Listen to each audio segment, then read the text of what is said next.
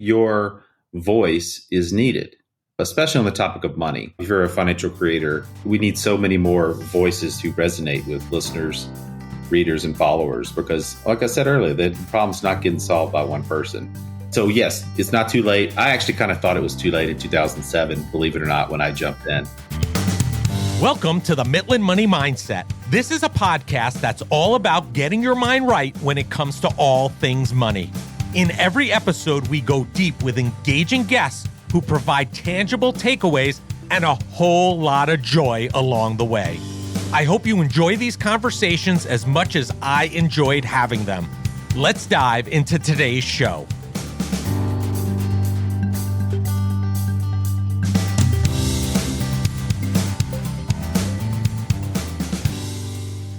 I'm Larry Sprung, your host for the Midland Money Mindset and founder and wealth advisor of Midland Financial. Today's guest is Philip Taylor, CPA, writer, entrepreneur, and founder of FinCon. Philip Taylor, also known as PT, founded and launched FinCon in 2011. FinCon is an annual conference and trade show for content creators and brands in personal finance. The conference caters to attendees as well as exhibits and sponsorships.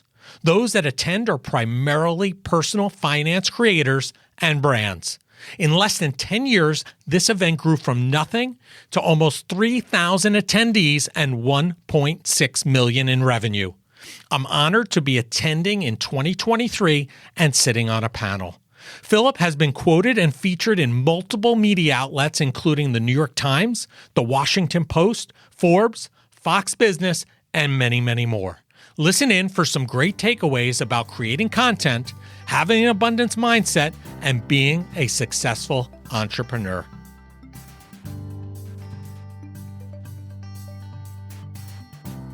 Well, I am excited for today's guest. We have Philip Taylor, also better known as PT, who's a CPA, writer, entrepreneur, and the founder of FinCon, which we're going to be talking a lot about today. Welcome to the show, Philip.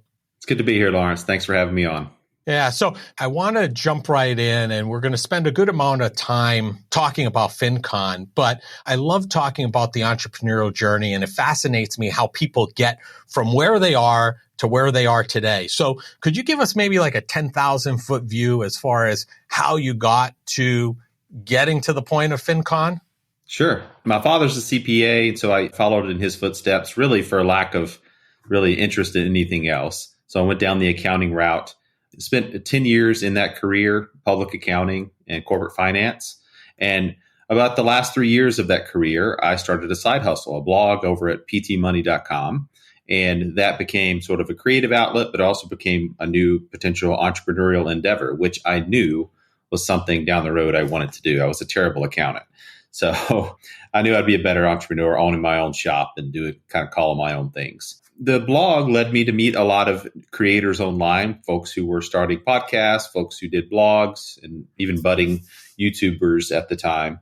It was through those relationships that I learned that our industry was growing, it was booming, but we really didn't have a place for us all to meet under one roof. And so that's eventually what FinCon became, was this gathering of tribe of people who are online talking about financial topics, interviewing each other, doing blog posts, doing TikToks now. So everyone sort of under that umbrella comes to the event. So that's what I do now. I run my blog still. I help run FinCon. And then I also have maintained my CPA. And my dad is actually retiring this month, and I'm going to be taking over that practice. So that's another story. So getting back into the game, but yeah, so that's the 10,000. Live in Texas, 3 kids, enjoy the entrepreneurial life now, love it.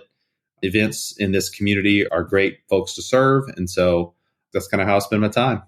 Your dad was a CPA. Was there anybody in your background upbringing that, because you said you kind of knew you wanted to be an entrepreneur from earlier than expected, but was there an impetus there? Was there somebody that you watched growing up that you're like, wow, I wish I could emulate or be like, or I see the value of owning my own business, so to speak?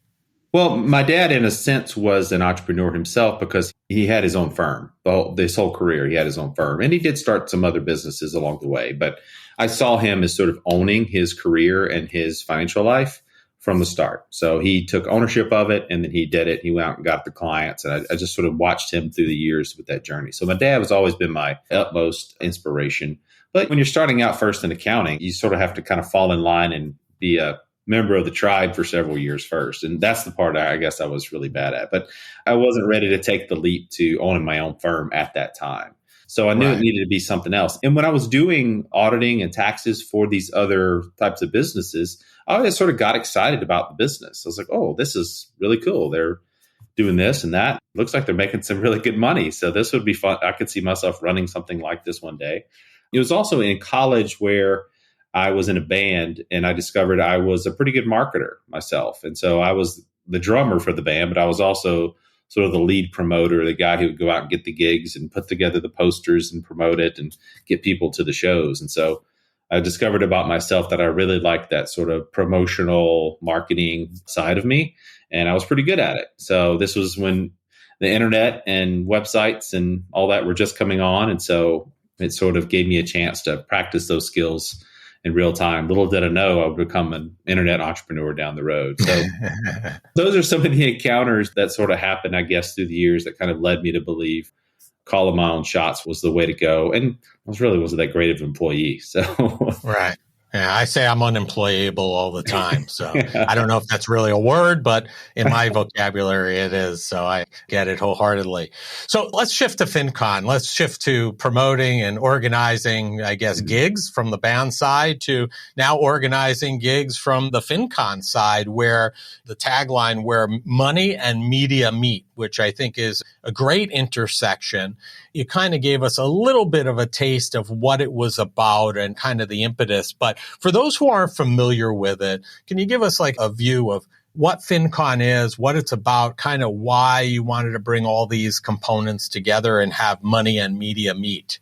We also describe it as a digital marketing event for the personal finance industry, right? So anyone who's out there creating content online, whether that be a financial writer at a bank or a new blogger talking about frugality or a podcaster that shares ideas and then they're a financial planner as well. Folks who are out there sort of generating this conversation about money, we bring them together under one roof for 4 days of the year.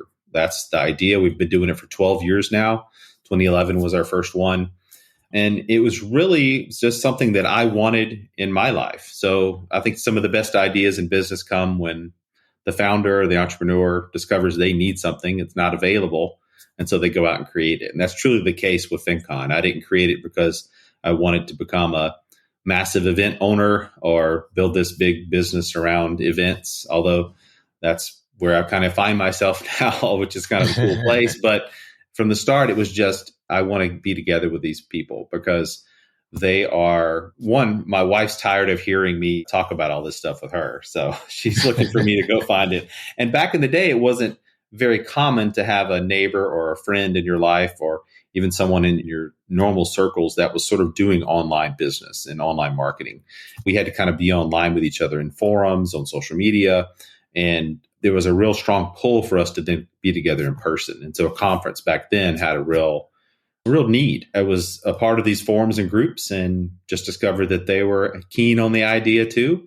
And I sort of was the first to raise my hand and say, hey, I'll throw the party if you guys will come. Right.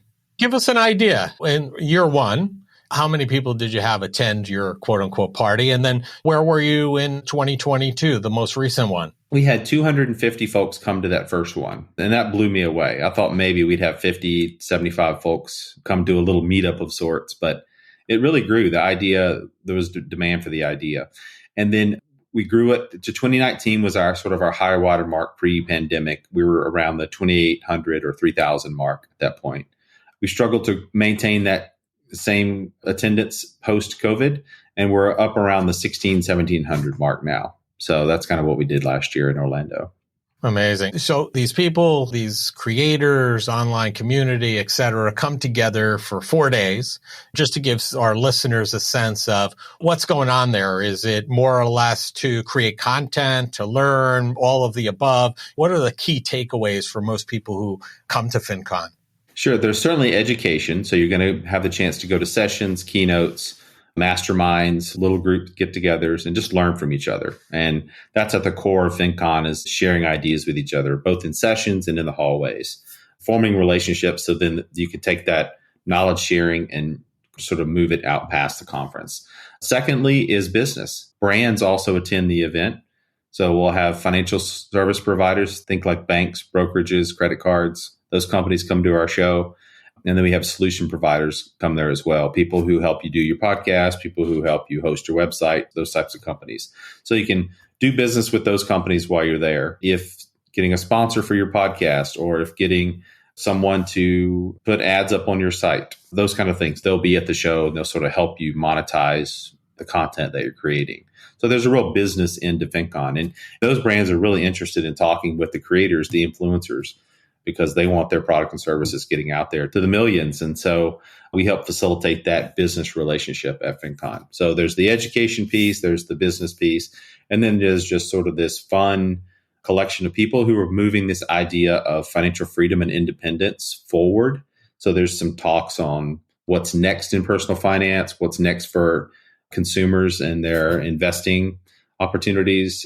So it's sort of a celebration, but also sort of looking forward, like how can we serve our audiences better and what's sort of coming down the pipe? How should we relate to what's going on in this new crypto world or AI or these topics? Let's wrestle with those so that we know sort of how to shepherd our communities forward. So it's somewhat of an industry conference in that sense as well. Right. Listen, I think that that's great stuff. And I love how everybody comes together for those 4 days, idea sharing. It sounds like a nice smattering of learning, business, and networking, getting to connect with others who are in a similar vein in the profession or adding value to the profession. So why do you think, because it seems to me, I mean, this is my perception as somebody who's going to be attending FinCon 2023 for the first time, my perception is that it's become quite a communal type of event. There's been this community that's built around it. Why do you think it's been able to build a reputation like that? And I think it's clear from the numbers, right? 250 to 1,600 with a high watermark even above that. It seems to me like it definitely is clamoring that communal aspect. Exactly. And the reason is because money is still a taboo in our society. And so it's hard for us to find people in our normal life still who are willing to have those conversations and sort of can relate to that topic, as well as sort of the internet marketing side of it as well. We're a rare breed of people. And so the chance to come together and talk with each other and share ideas is very valuable. We realize that. And so we put big emphasis at the event on making sure people have a chance to find the people that they need to find and be with at the event, and then have time to develop those relationships while they're there, whether it's at a small meetup, at a session, at a dinner after, at the bar for happy hour. We just try to put those folks together as much as possible at the event. It's the idea that this topic is still something that for most people, there's sort of an odd bird that they like talking about this and they're comfortable in having these conversations. So they need to go to be where people are having those conversations. And I think there's also a sense that this problem is bigger than each individual one of us. Dave Ramsey hasn't figured it out. Susie Orman hasn't figured it out. She hasn't solved the entire personal finance issue out there for people. We all realize collectively, creators, I think, realize in this space that we need to work together to solve this problem. And collaboration is a big value we set for FinCon. And we set that because we believe that's what our community needs and believes. And the idea that we can't come together and sort of move things forward together, both working together and then sharing ideas with each other. So that sort of abundance mindset of let's work together, that also helps to create that sense of community that we have with our event. And you're right, it's a special group of people. We're lucky to get to throw the party for them. Yeah. When you initially set out in 2011 with this idea and launching and kind of throwing this, like you said, the party for everybody to get together, was it really with the intent of these three same areas that you're still delivering on today? Or has that changed over time as the event has warranted or changed over the last 10 plus years? We've certainly changed through the years, but we're not far from where we started. And I think that's because we've always had the posture of listening to the attendee, discovering what they want, and then trying to implement that at the event. Even from the outset, I let the FinCon audience helped me determine what date we had the first event, what city we had it in, what sessions we wanted to have, what keynotes, what parties. I mean, I really open sourced the idea of the event to the community and sort of gave it to them in that sense of, okay, this is only going to work if you guys help me craft this. And it's going to be great because you're going to help me craft this. Don't get me wrong. I have my own ideas and I've inserted my own things into the event that I wanted. I studied events during that time as well. And I continue to study events and sort of stay on top of what's new and interesting in terms of getting people together.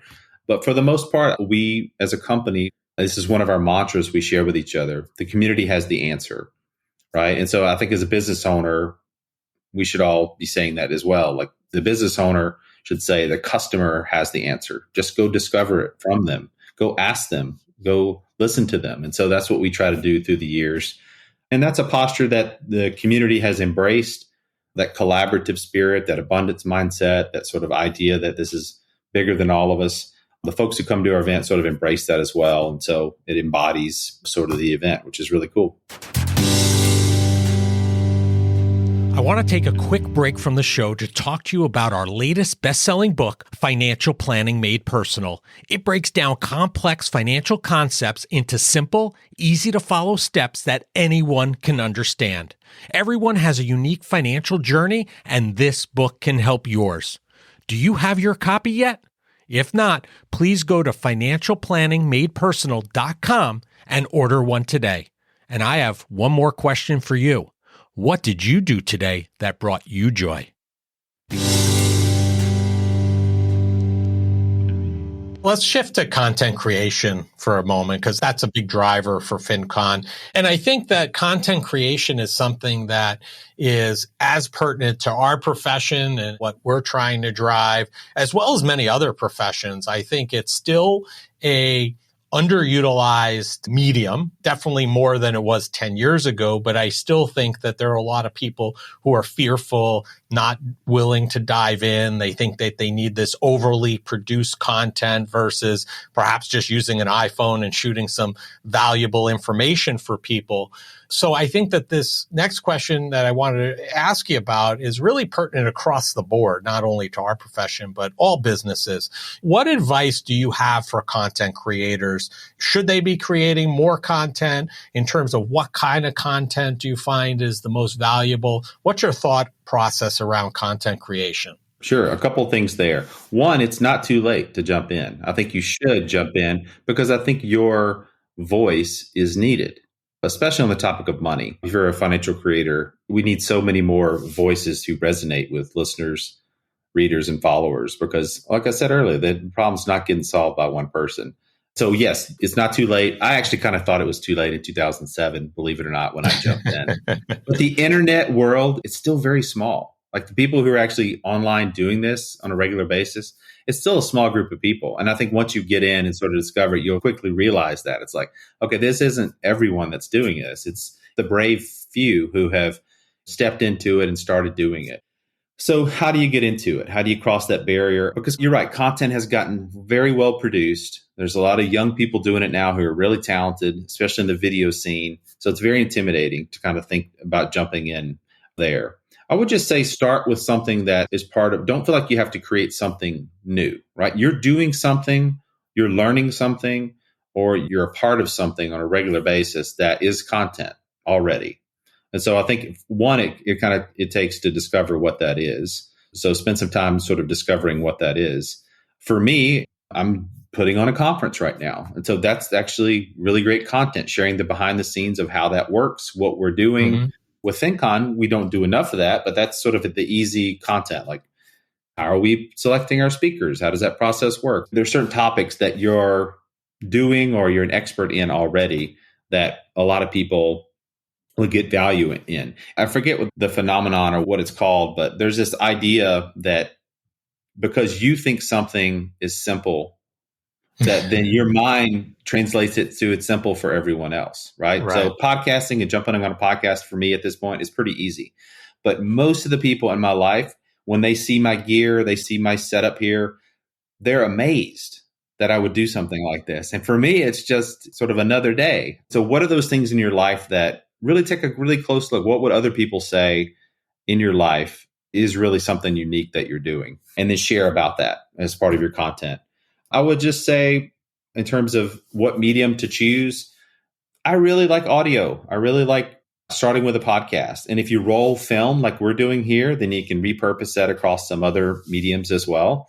Audio puts you in the ear, especially from a financial standpoint. It puts you safely in the ear of a consumer of that content who doesn't have to broadcast to the world that they've got a money problem or they want to start this business, or people are strange. And I was this way myself. We're all strange in that money, it's a taboo topic. And so for a lot of us, it's very comfortable being sort of in a safe environment to absorb that information, to not let it out that this is something you want to do, or this is something you want to get better at, to show a weakness like that. So podcasts are great for the intimacy between you, the financial person, and someone who's wanting to go on that journey for themselves.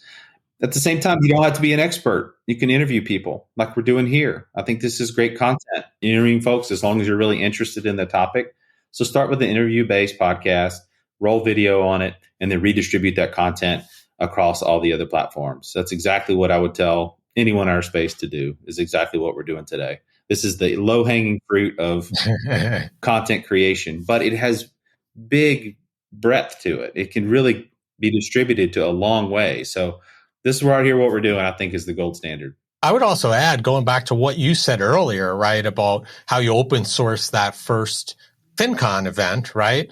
If you think about that, if we listen to those that we're serving and what their trouble and pain points are, right there is great opportunity for content. Because if they have that pain point, there are many others that have that pain point. And if you could speak to that and help them solve or work towards a better solution, I think that's golden content right there. So if you listen to those you serve, that can create a tremendous amount of content. You jot that down in your notes on your phone, and that could be your next piece. And you could have a running list that you may never, ever complete, right? Yep. I've heard you talk about the Nerd Wallet model of monetizing content. Can you share with us how this works and why it might work for small creators even? Well, a couple of reasons. So to explain the Nerd Wallet model, if you go to Nerd Wallet, you'll see category, marketplace type listings on their site, right? Financial services, products and services on their site. You can find the best CDs available today, the best bank accounts, checking accounts, credit cards, life insurance products. You can really look at them and compare. And so oftentimes a lot of people in our community, they're wary of promoting financial products they're not comfortable with yet. Maybe they don't use them themselves, or they don't know enough about them, which I think is a natural, healthy reflex, right?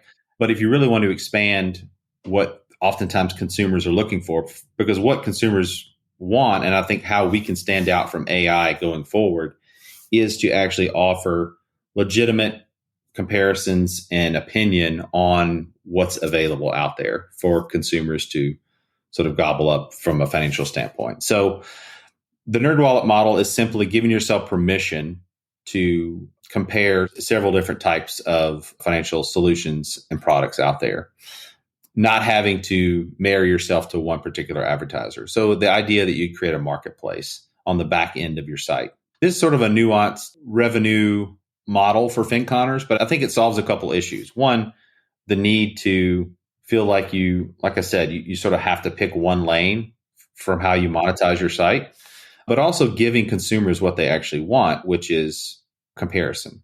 So people need to know, like, what's the best checking account that I can go open up right now? Well, if you only gave them one, well, you're only answering that for one particular type of person, right? We know there's multiple different versions of checking accounts out there for a reason, because the entrepreneur behind that checking account said, we're going to create this type of checking account for this person. So putting all those together on one page, I think makes a lot of sense. And as long as you add context and real opinion to those pages and do it in an appropriate way, it's a much more engaging piece for readers, listeners, followers to kind of check out a piece like that versus just a one-off. So when I describe the Nerd Wallet model, it's my way of encouraging small creators to think a little bit bigger with how they monetize their sites and put themselves in the shoes of the consumer, protecting the consumer, but also giving them more choice. That's kind of why I like that model.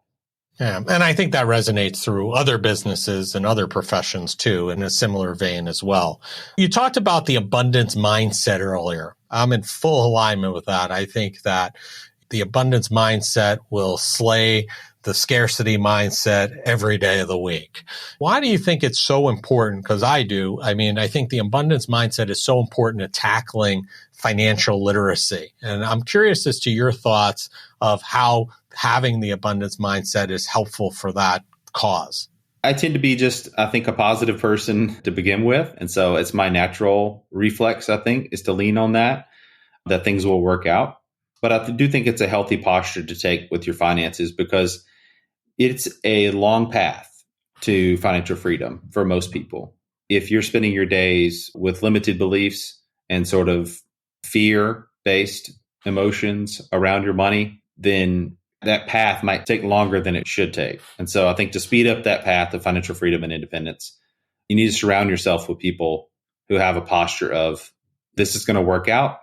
Here's the plan we're moving forward to. We're taking baby steps every day, but we're moving toward a more positive place. And we're seeing our money grow, our investments blossom, our businesses thrive, and just sort of having that idea that things are going to improve. As an entrepreneur, if you're constantly thinking, this is all that it's ever going to be, what I have right now, then you'll make some decisions that I think limit your potential for growth. You won't hire that person you really need to hire. You won't make that investment in the website that you need to make. You'll be handcuffed by this idea that this is all that you're going to have created, and I've got to sort of hold on to the rest tightly. Otherwise, I'll lose it all. And as an entrepreneur, you just can't walk around with that posture.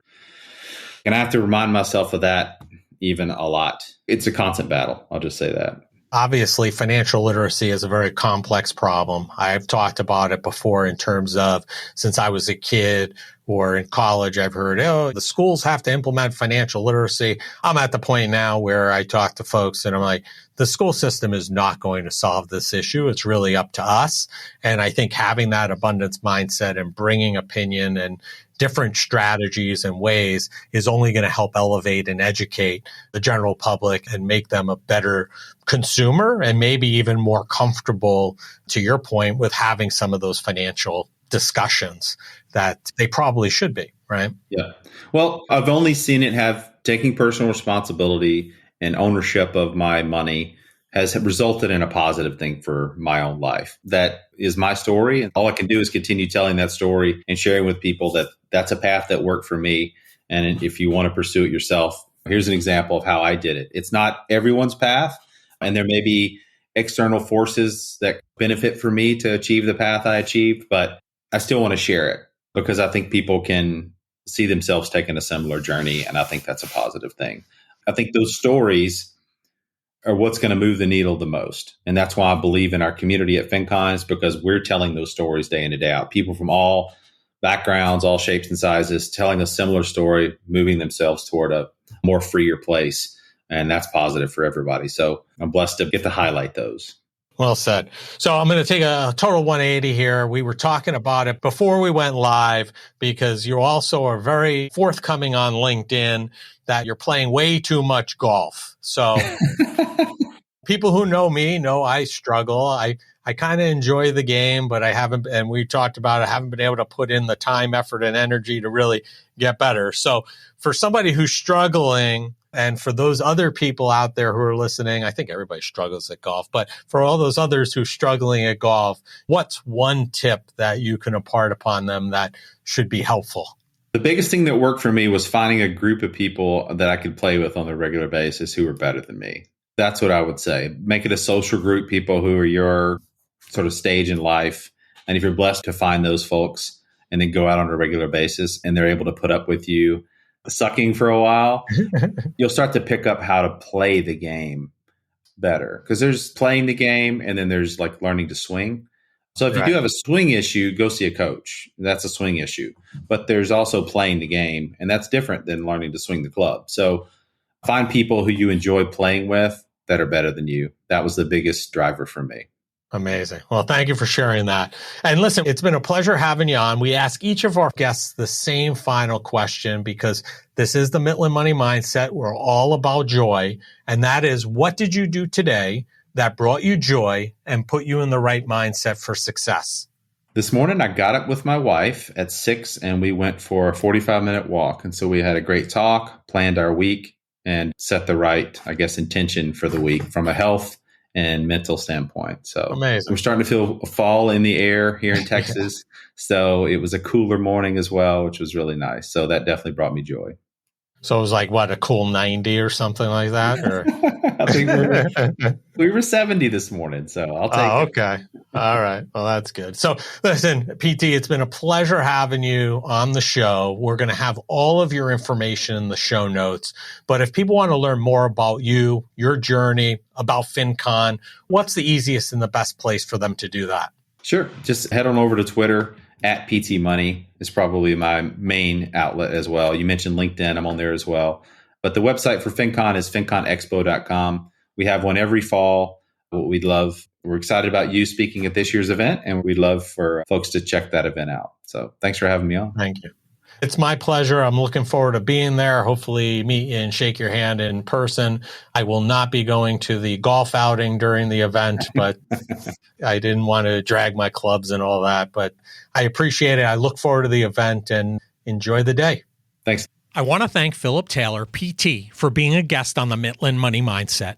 He has created a space for all the content creators in the financial services space to get together, share ideas, and raise the profession for all. We are looking forward to being a part of FinCon 2023 and are grateful for the opportunity to share our knowledge and learn from others. Philip Taylor and all he is up to can be found across most social media platforms. All the contact information needed to find him can be found in the show notes. Thank you for joining us this week on the Midland Money Mindset. Make sure you visit our website at midlandmoneymindset.com and smash the subscribe button so you don't miss a show. We encourage you to help others find our valuable content, and please don't keep us a secret. You can also schedule an Is There a Fit call right from our website or by using the link that you'll find in the description section of your podcast player or app. And be sure to join us for our next episode to learn more about getting your mind right when it comes to all things money. The opinions voiced in the Midland Money Mindset Show with Lawrence Sprung are for general information only and are not intended to provide specific advice or recommendations for any individual. Past performance is no guarantee of future results. All indices are unmanaged and may not be invested into directly. Investing involves risk, including possible loss of principal. No strategy ensures success or protects against loss. To determine what may be appropriate for you, consult with your attorney, accountant, financial or tax advisor prior to investing. Investment advisory services offered through CWM LLC, an SEC-registered investment advisor. Guests on the Midland Money Mindset Show are not affiliated with CWM LLC.